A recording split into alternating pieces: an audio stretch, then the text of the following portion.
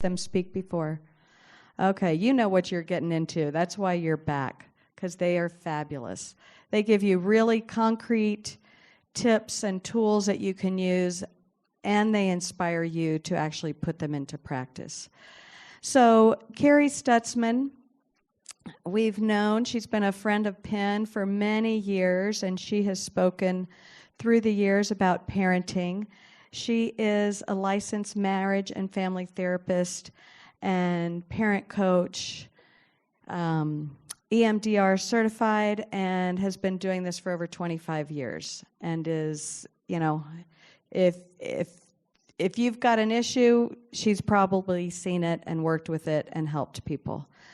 She has the opportunity to partner with her son, Palmer Skudneski, and they've got quite the story to tell. Some of you who have been here before know their story. It was not a smooth sailing, skipping through the tulips, hand-in-hand story, which makes it even more exciting to see them working together. Palmer is a graduate candidate with Northwestern University, Master's in Family Therapist, and he is working as a vision coach with teens. And then his wonderful wife here, Amanda, is the tech support, and she got everything up here with our help from our pin board. So without further ado, I am going to turn the microphone over to you and hopefully get another one that works.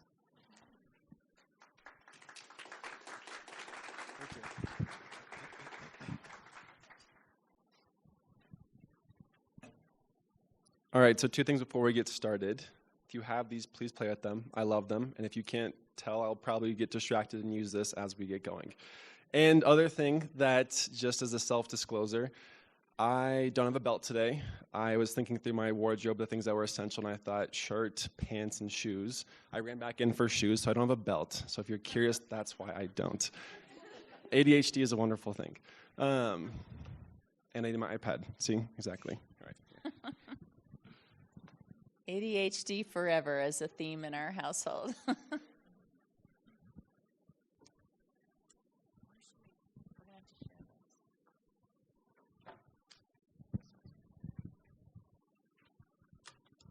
Okay, we're going to share mics until we get a second one.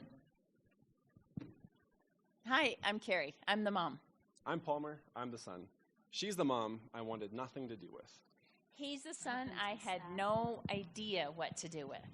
Now, we are here, not just as a mother and son, but two mental health professionals that get to help parents create close, connected families. We're going to put that down. And so for those of you who don't know our story, there were many years, as Susie mentioned, that weren't so great. There were many years where we thought we might not ever get to talk again, and there's some even seasons of life where we didn't know if I would even live to be 18 years old. And so getting to be here today with her is such an absolute honor. And I feel so grateful that we get to work together, that he is still here. So we are so excited that all of you are here for our Family Vision Workshop, Crafting the Close-Knit Family You've Always Wanted. And based on the stuff that we've learned along the way, we have put together this workshop that I wish that I could have taken when my kids were younger. Because it was easy to have like kind of a dream and a thought about how I wanted my family to be, but not to actually create a vision plan. So that is what we're aiming to do today. So just a brief roadmap about where we're headed is we're going to talk about a blueprint for a family vision, and then how to bring your vision to life, and how to engage your family in it.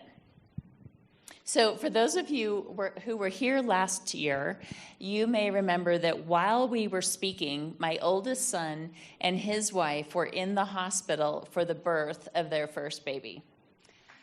So, but she's now 18 months old, a little Adeline. Funny thing is that now Palmer and Annabelle are expecting their first baby. And we were going to be speaking on the week that the baby was due in February. So Susu said, you know, anytime you need grandkids in your family, just let me know, and I will schedule you guys to speak at a Pin Talk. So that was very wise, because otherwise there's a good chance that we would be in the hospital for the day of the presentation. And so unfortunately that would mean that she would be here alone. And it's been kind of fun as we've done this vision talk and planning for it, that we're having a family start pretty soon, because we've been talking about what we want to do with our family, and we've just decided that we're going to be perfect parents. Like, it can't be that hard. And we agreed that we will not be the ones that have a kid who misbehaves or eats junk food or uses an iPad and goes on screens, and will absolutely not be the parents that have a kid who has meltdowns in public. That's just, I think it's not that hard to do. And I don't know what she did wrong, but one of the things that we're going to focus on is keeping the romance alive. I think parents always say it's so hard and it's not going to go well, and I honestly don't know what you guys all did wrong, because we're going to keep it alive and strong and rich. So it's going to be awesome. Isn't he adorable? I did all my best parenting before I had kids, too. So I had my dreams about how my family would be. It was something akin to Norman Rockwell paintings. Like, honestly, I really pictured myself baking in the kitchen with children playing gently at my feet. So would you please, and how I used to judge other parents. So just to make me feel better, maybe, would you please raise your hand if you ever, before you had kids, if you judged other parents and their kids, and then later found yourself in that same sort of position? Please don't make me be the only one to raise my hand. Thank you. I appreciate that. You have so many intentions about how your family is going to go, right? How it's going to be raising kids. And then life hits. The real world hits. And, it's one of those days where the baby has a blowout all the way up to their back. Your 3-year-old just had a massive meltdown in the grocery store because you opened the granola bar wrapper too far. And your 10-year-old is having an absolute fit because he forgot to bring his lacrosse stick, and you're just about to drop him off. And yes, you told him 3 times to get his lacrosse stick, and he really wants you to go back. But you can't, because you got to drop him off and then get the other kid to soccer and pick up the third one from piano lessons. So, and like when Palmer was a toddler, I was the mom whose kid always got tattled on. I was the mom who, when Palmer was a middle schooler, I recognized the phone number of the dean from the middle school when my cell phone rang.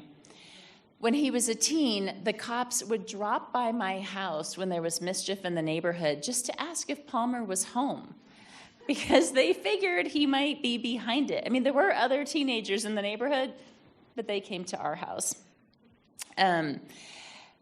So there was this time of like, how did we get here? Like, weren't we cool and fun and sexy at one point? Like, this isn't feeling cool and fun and sexy sometimes in those hard moments with kids. And all the intentionality that we had can go flying out the window, because life is hard and complicated. When we first have that baby in our hands and we first look at it, it's so easy to say, anything you need, I will do for you, right? We have this surge of love and dedication and devotion. But then later, like in some of these times I was talking about, come the moments where you're the parent that you didn't want to be. And I remember so many nights of crying myself to sleep, or laying on my bed crying, like, I can't believe it's this hard. I can't believe I just said that. I can't believe he is like that. But when you're intentional, even in the worst of times, you can eventually go back to the plan. So today is about crafting the plan, not for perfection, but to find your way back to your intention for a close-knit, loving family that is a good place for your kids to grow up. On Sunday, just 2 days ago, there was an article in Inc. magazine about Caitlin Clark. And in spite of me not paying a lot of attention to basketball, I do know who she is. She set a new career high with 31 points, 12 assists, 4 rebounds, and a steal. And when she was asked about it later, she used one key word 13 times in a 30-second interview. Any idea what that word is? We. Very good. Why? Like, why is that notable? Why did she use it? Because a great team is more than the sum of its parts. A great team succeeds because its members depend on each other. They identify each other's strengths, and then they praise each other and leverage those strengths. They're flexible and helpful, and they have each other's backs. And that's why we are here today, to talk about how to create a great team that brings out the best in all of its members. And that's your family. I just want to clarify, in case it wasn't clear about the whole perfect parent thing, I know that that's not going to be us, because when I was 3 years old, I was the kid that at playgroup, I would run around with poop in my hand, chasing other kids. And so I know that I've got hell coming my way with that sweet little boy on his way. So as we get ramped up, I just want to clarify, I'm not entirely sure how all of the talks go, but our plan is not for us to do all of the talking today. We're going to have you guys take time to be able to reflect and do some vision setting and planning of how you want to bring your vision to life, because one of the biggest lessons that we've been taught through our school and our training is not that we can just talk to parents and have them magically change things. It's about you guys taking time to think about what your family's going to look like and set a plan to make it happen. And so I encourage you guys, while we are here for the next, 90 minutes or so, to really work to be present and focused. There's always going to be text, always be notifications, and so obviously if it's an emergency, go take care of it. But as much as you can, be present. That would be amazing. And so I'm going to have you guys get to know each other a little bit. We're going to take a couple minutes for you to share at your table what your name is and what brought you here. And then there are some question cards on the table that look like these. They're from one of my favorite games. If you finish early, then just ask each other these questions. You can pick one that you want to share and go through that. Does that sound good? We'll give you probably 4-ish minutes to do that.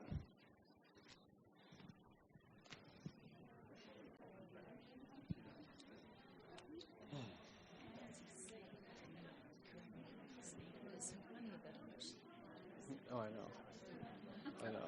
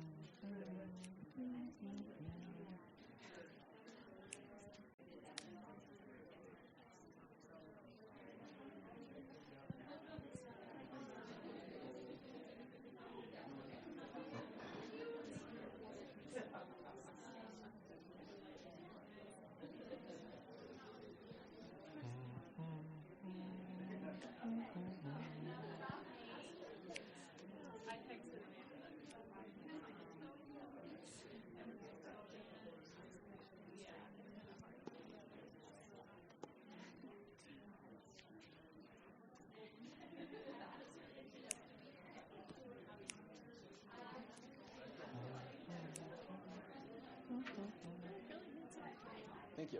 I like this outfit. Yeah. Well, they had ripped, and so they got me a new pair.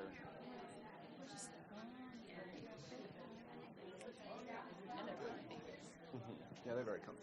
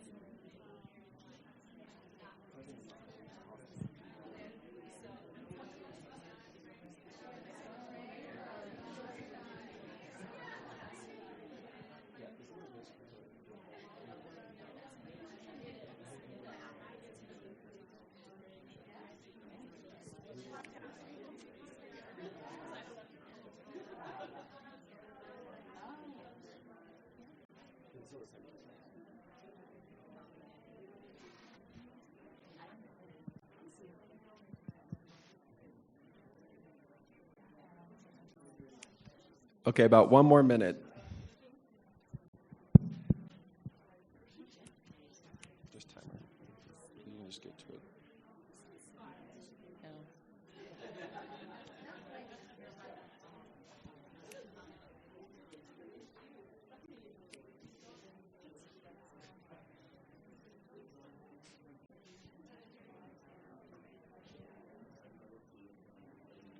Okay, you're next. You're next.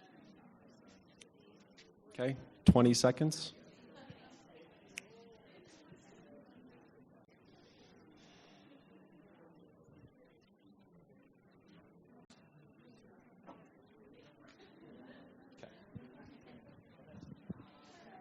All righty. So we're going to start by talking about the power of having a vision and why it's important. First of all, why it's important to have a vision and how your why is the foundation of a vision, and how to implement the vision from your own personal self, for your own personal self, and also how to invite your family into it. So we're going to start with, what would you like your family to look like? What do you wish it looked like? So I'm going to start with this question that I'd love for you to close your eyes for and just really think about. And then after I ask the question, you'll have a little bit of time to either just sit and ponder it or to write it in the worksheet. And today we're going to be doing a lot of times where we throw out a question and then you just have quiet time to work, because we know how hard it is to find time to create vision statements out in the rest of the world. So this is work time. So go ahead and close your eyes if you're comfortable and ask yourself, if you knew that you were going to die 2 years from today, what would you want your family to look like? I know that this is a heavy question, but no one in here really knows how long we have left to impact those that we love the most. So if your family, or how would people treat each other? How would you all communicate? What would you do for fun? How would you handle conflict? How would you spend time if you were going to die, if you knew you were going to die 2 years from today? So name where you want to get and really feel your joy, the open-heartedness that you would get to experience if your family was one that you loved being a part of. So we're starting right here with you. And now you just have time to be and feel and or journal or write on your worksheet.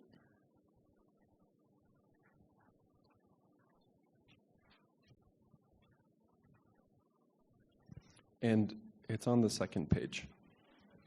The second page, so the front page will be where we put everything at the end. So it's part one. If you could wave a wand, what would you want your family to look like?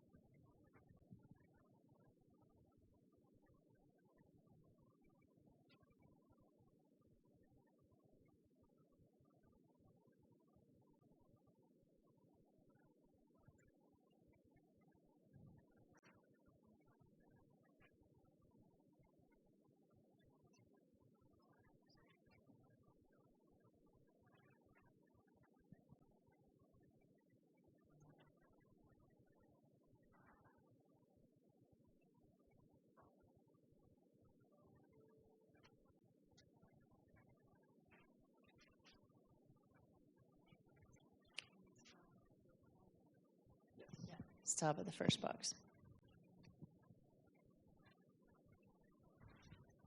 Let's take about another 30 seconds.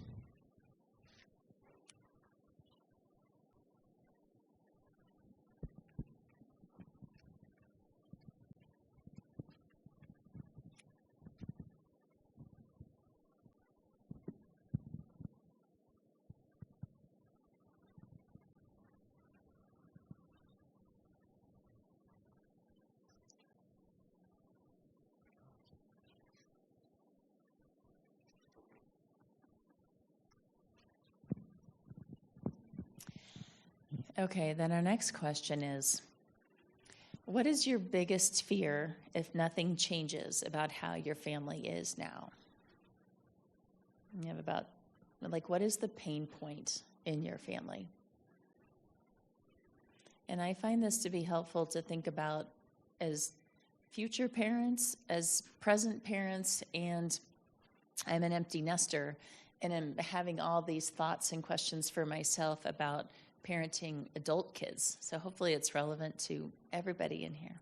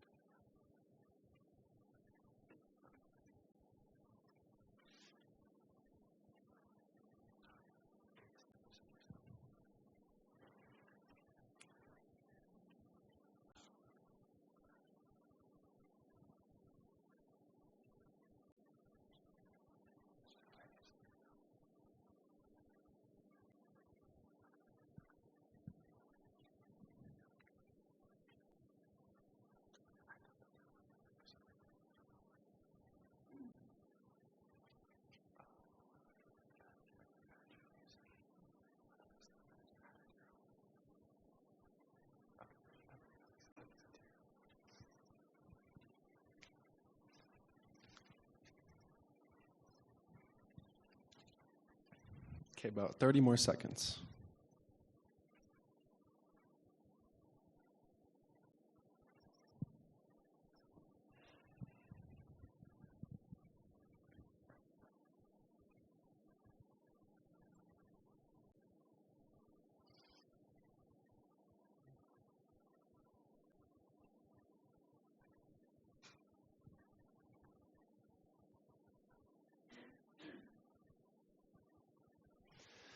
Okay. All right. So the next thing that I think is very important for us to talk about is understanding the importance of a vision and why we should take it so seriously. And there's a quote from Benjamin Franklin, and again, I'll just admit some of the things I don't do great. I thought Benjamin Franklin was Thomas Edison, and so I kind of thought that that made sense, that you need a plan to have these inventions and whatnot, so that wasn't him. And then I thought I was a president of the United States, and I didn't realize it wasn't until we drove down here today, and I was like, that actually doesn't sound right. So if you did know that, good for you. If you didn't, we're in the same boat. But the quote is, failing to plan is planning to fail. And I think that this is so important to keep in mind because as we have different pain points in our life, the solution to that pain is going to start with creating a vision and a plan for how to go about it. And sometimes that can feel overwhelming. The struggle can feel like it's just not worth trying to address because it's going to be so challenging. It might be hard to figure out where to even start. But the thing that is important to keep in mind is that in any challenge that we ever face, we have to think about what is that first step that we can take and what is the vision of where we want to get to. And you don't have to plan forever. You don't have to make a plan that addresses every single incident over every single season of life. Because like for her, she did a family plan when I was 4. She would have no idea that I was such a terror when I was 16 years old. And so you have to just take. Oh, I had an idea. All right, okay. But you can't always know what's exactly going to come. And so just think about the next season of life and be as intentional as you can with that. And I think that we all probably kind of imagine that in the business world, if a business doesn't have good leadership, it is not going to succeed. We wouldn't have all the wonderful things that we do today, like this phone. Steve Jobs was a great leader. If we didn't, I couldn't waste half of my day playing Candy Crush. And so families are very, very similar. If they don't have good leadership, they're not going to be able to have the amazing family that they hope for. And as parents, I think that we should be as intentional as a business leader who's in charge of a billion-dollar company. I have a question for you. Who would trade their family for $1 billion? Would anyone? Who thinks their family's worth more than $1 billion? Forever. Great question. When he wrote this, my mom told me that she would probably trade me for like a $10 Starbucks gift card some days, but generally speaking, she wouldn't, which does mean that she values me more than $1 billion. And I think that that is pretty amazing, and it's easy to forget that that's how important and special they are to us. And then if we did have $1 billion business that we were in charge of, we'd probably be pretty intentional, pretty thorough, and take it very, very seriously. And oftentimes as parents, because we all have human emotions, we parent from the hip. And given that we all have probably done that, we know that when it's an emotional response, it doesn't go so well. And if a business leader made decisions based off of their emotions, the stockholders would not be very happy. But that's why I love that you guys are here, because you are here to equip yourself and learn and grow, because you guys are the ones that have these amazing ideas that can help bring this vision to life for your family. So in that way, it's not just going to be this far-off idea of what it could be. It could actually become what your life is. And so there's a scene that I love, what happens when there is no vision. Who has seen The Office? Raise your hand. I've seen it okay, good. I've seen it 42 times, and so if you haven't, you can use one of my little vouchers. But this is a scene that we probably all will recognize, but it really captures what I think a family does when they just have a vision of what they want it to look like, but then this is actually how it goes.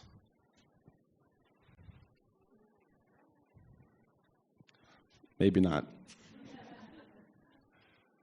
Is this worth problem solving? Oh, it's such a good video. Okay, well, yeah. Who has seen the fire scene, the fire safety scene in The Office? Yeah, it's where Dwight, who is one of the main characters, he tries to plan for it, and he sets a fire in the office to kind of almost test the workspace of how efficient they are. Everything goes wrong. People are throwing cats into the ceiling. People are throwing chairs through the windows, and it's an absolute nightmare, and it is not good. Not safe. No one followed the plan, and he had this vision, didn't go to plan. And so, again, as much as I'd love that you could see one of the funniest clips ever, you can't. But imagine absolute chaos. And I think that you probably all have seasons of life where you have had a thought of where this trip's going to go well, and you just hope your kids behave for some reason, and it doesn't. And that's going to happen time and time again if there's not a good plan. And even sometimes if there's a plan, it doesn't go to plan. So another quote that I love that I think kind of teaches itself is, a vision without action is merely a dream. Action without vision just passes the time. But vision with action can change the world.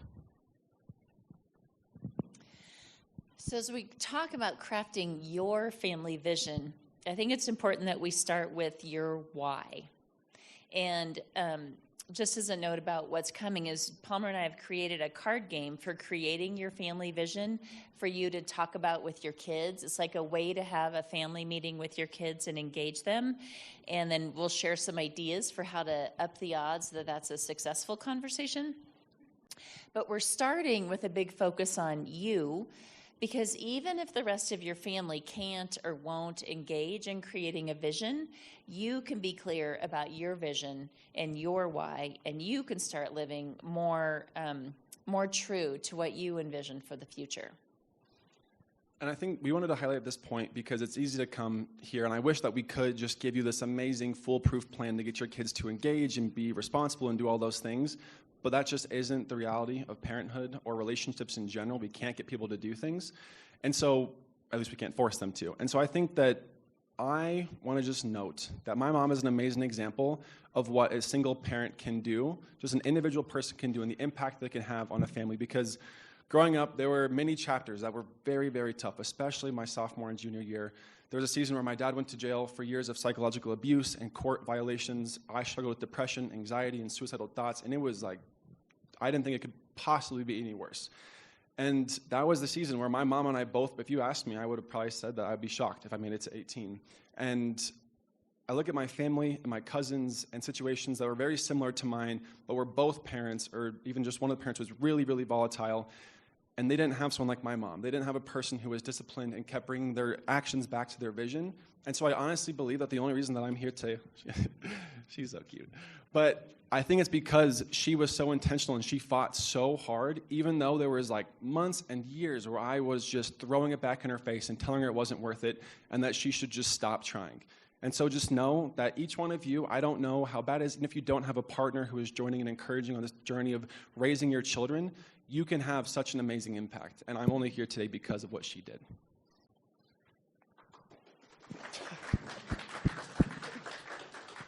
I can't even say what it feels like to have a kid stand there and say that. So if you're in hard times, struggling, your family isn't the way you want it to be, hold hope, right? Like, things change, and sometimes they change for the better, and sometimes we get lucky. So thank you for those sweet words. I didn't know I was going to cry. Did you roll your eyes when I said it? She's a crier, though. So For me to say I didn't know I was going to cry would prompt him rolling his eyes at me. the sun will rise. All right, so I can't even really see my notes, actually. So let's talk about defining your why, right? So what is your why for pouring all the time, all the energy, and all the resources that you do into your children? Because this drives your family vision. This drives why you've carved out time this Tuesday morning to be here. The first question you reflected on is your what. Like, what do you want your family to look like?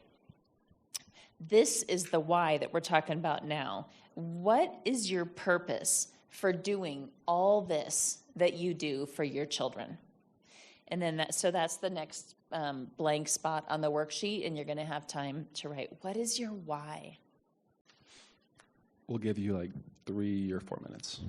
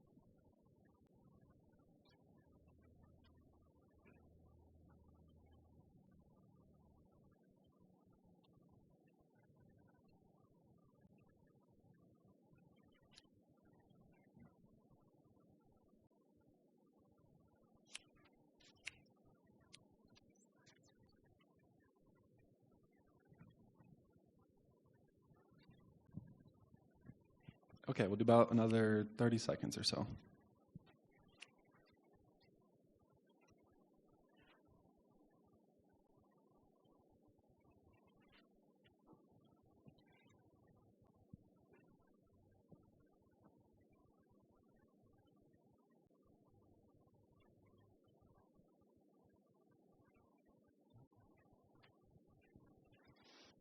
Okay, all right. So a part of a why, I think one of the reasons a why is so important is it really is what becomes the fuel source for our actions. And it's one of the things that I ask all the clients I work with. It's one of the biggest things to feel like, why do you want to put this work and effort in? And one of the important things to do is to loop in, is to share it with another person. So I'm going to have you guys, and if you aren't at a table with a partner, I encourage you to find a table, or I can just come join you, where you will share what your why is. I want you to share what you wrote and just talk about why it's so important to you to make this vision come true. We're going to do another probably 3 or 4 minutes, and again, if you finish early, those question cards are wonderful. They're these, what are 5 things you must do before you die? That's kind of sad, but there's some really great ones. Okay, take 3 or 4 minutes.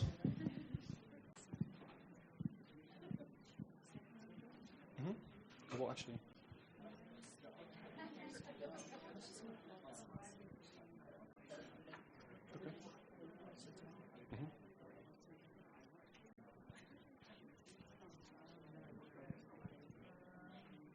join you guys? Sure. Congratulations.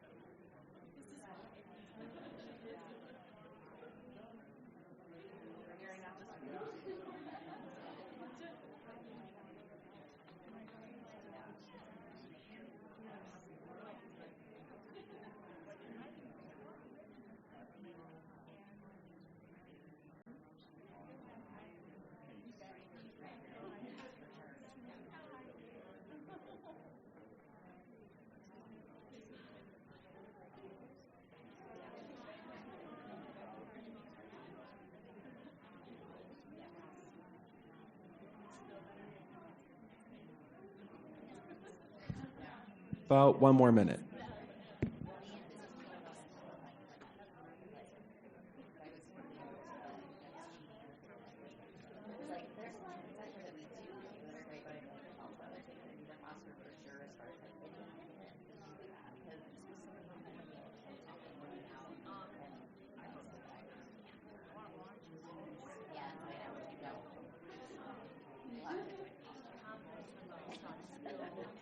We will. I know. It's yeah.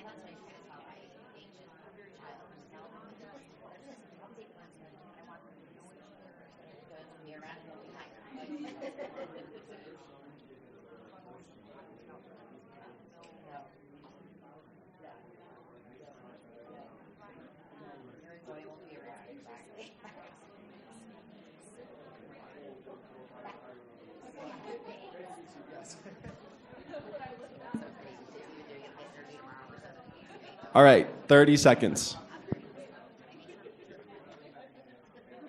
Maybe 10.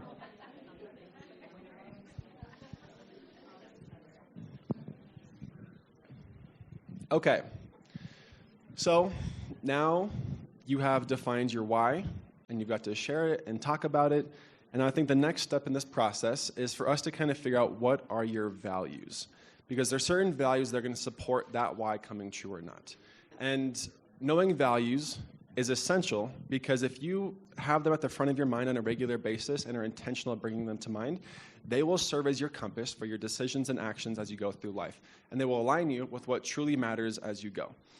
And so as you define yours, I encourage you to not be guided by what some TikTok parent told you were the top 5 values that a parent should have. I want you to think about what is true for you and what is the most important things that you want to have shine through in your life and in your kids' lives.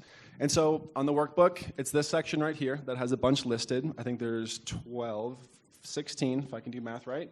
And then there's 4 spaces below. And so if those 16 don't encompass the ones that you want to include, please feel free to write them in there. We're just going to take a quick 2 minutes for you to think about the values that you want to have shine through in your life the most.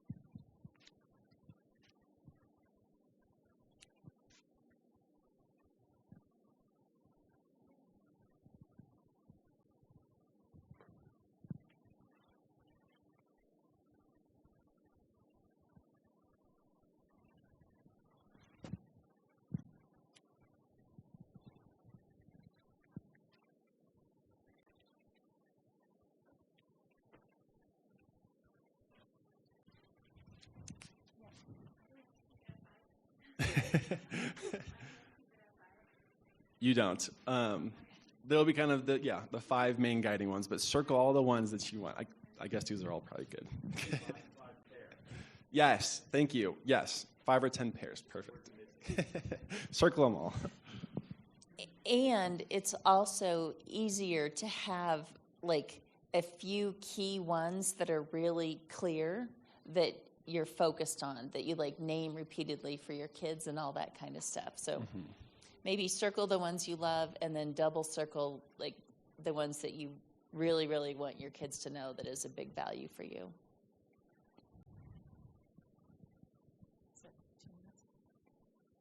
Another 15 seconds.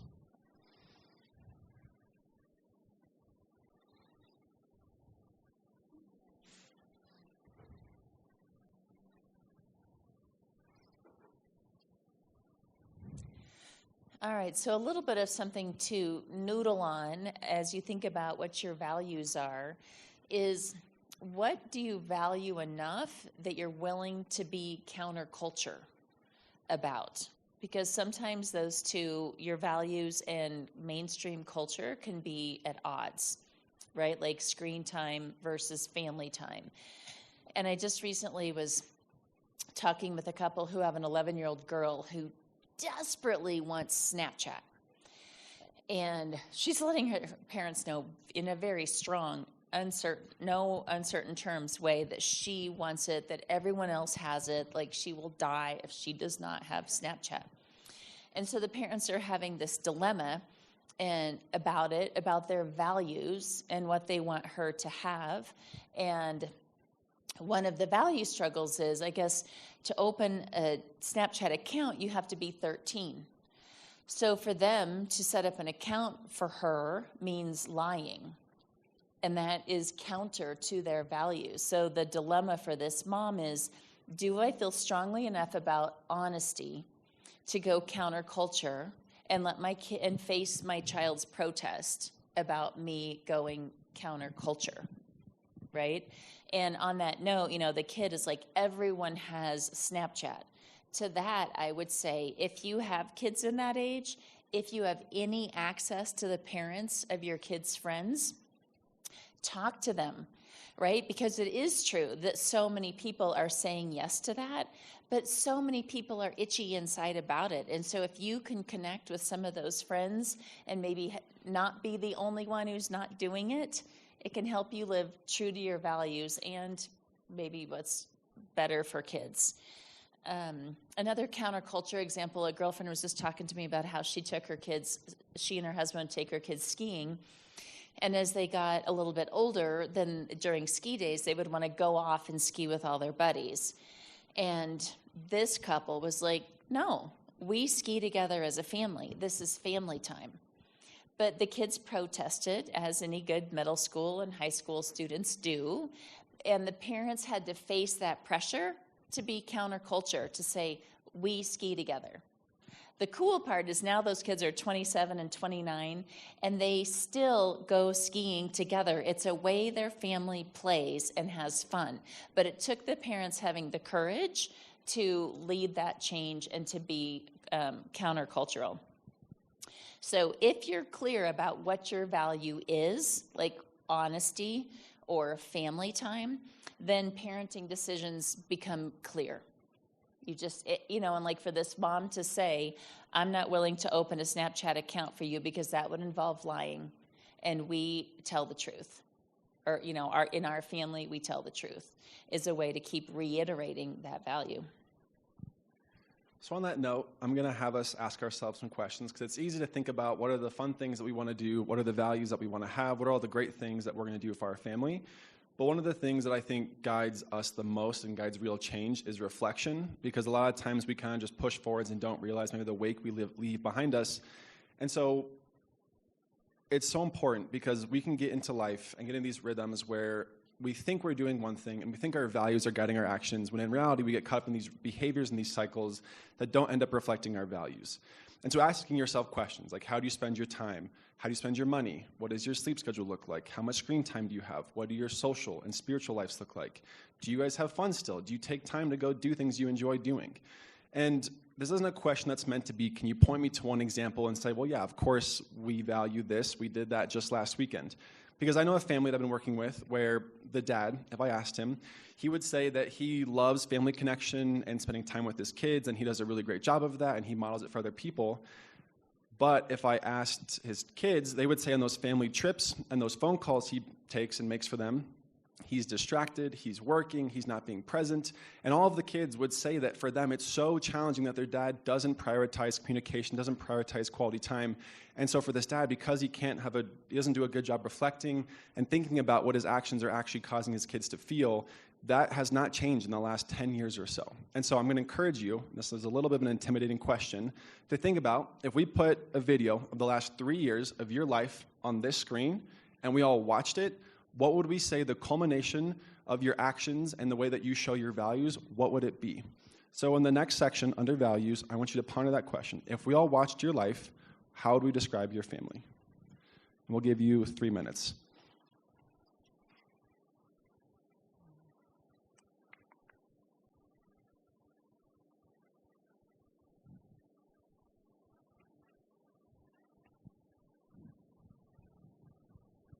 And as you write, I encourage you to think about where might be some examples that you might be feeling confident in your actions, when in reality it might not be coming through to your kids in that way.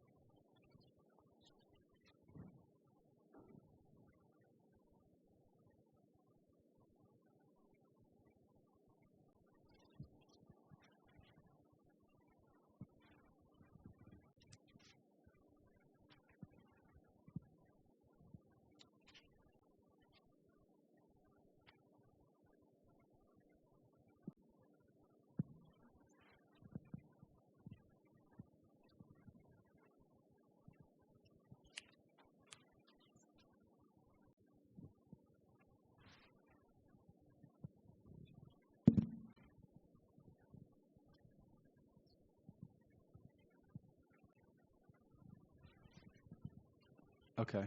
Take about another 30 seconds.